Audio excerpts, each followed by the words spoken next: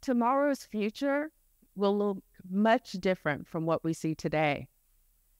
Imagine a world where AI is even more integrated into our everyday lives.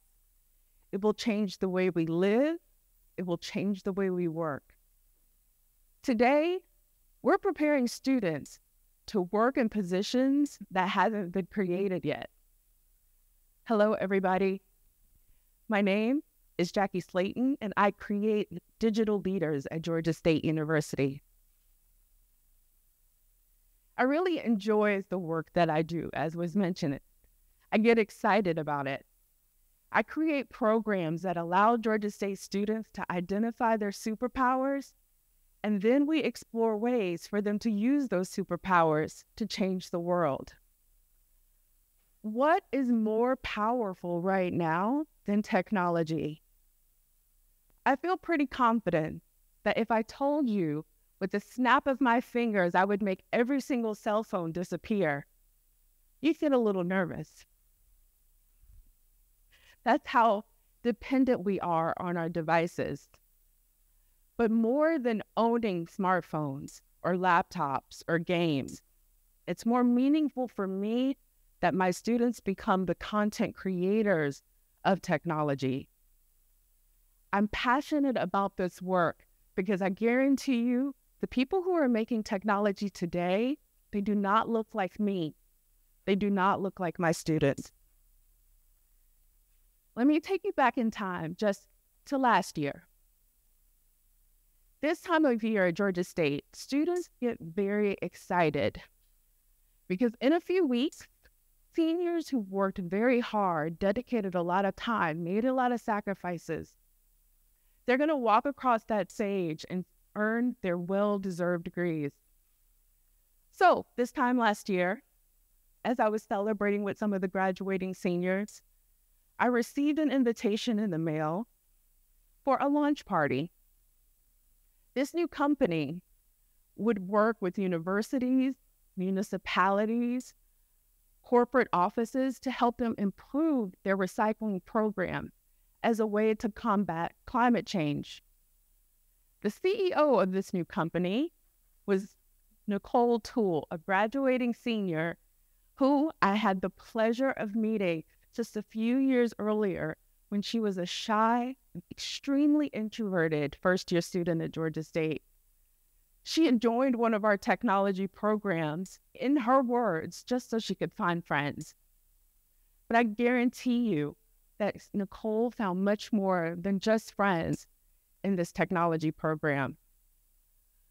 This particular program of ours that she joined was Digital Learners to Leaders, a program that allows students to increase their technology skills.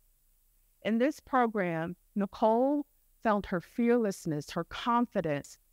She found a pathway that helped to evolve her into a digital leader. But more importantly, she was empowered to use technology to impact her community. I'm going to take a second to explain again why my team is so passionate about creating these types of technology programs. It's because we talk to employers, we do our research, and what they are saying is that they value the technology skills in the candidates they hire today. We're hearing this from hiring managers in every industry, even those outside of the tech fields.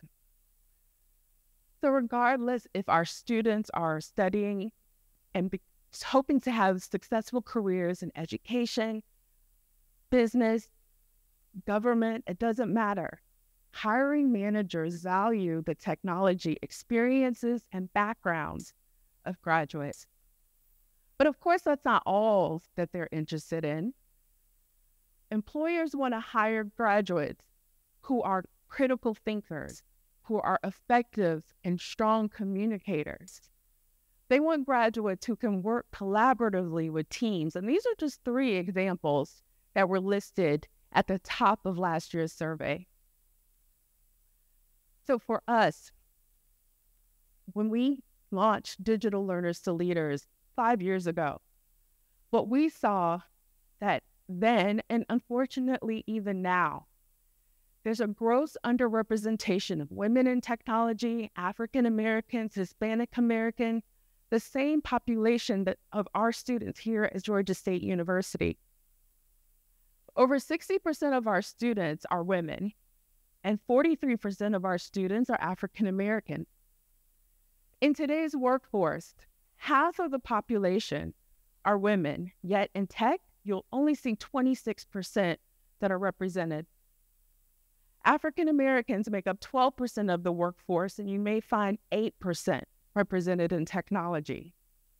And if you're looking for people in positions of leadership, that number is much, much less. That's why it's important for our team to invite community and industry leaders into our programs who mirror the diversity of our students.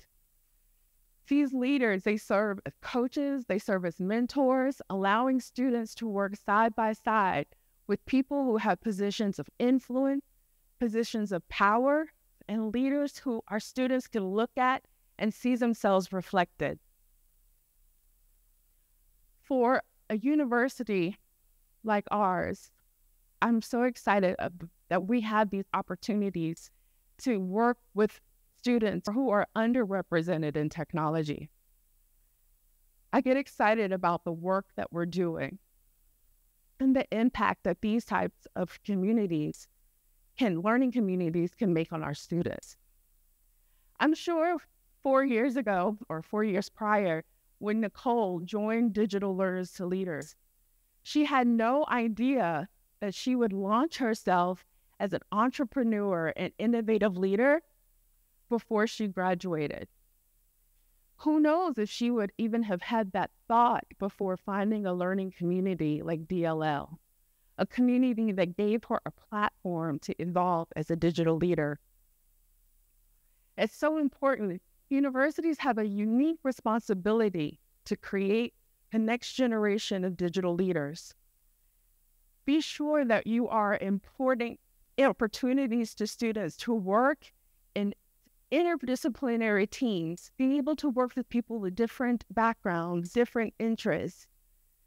Help to create graduating students who will drive innovation, who will transform societies by using innovation to create solutions to some of the most pressing problems in our world right now.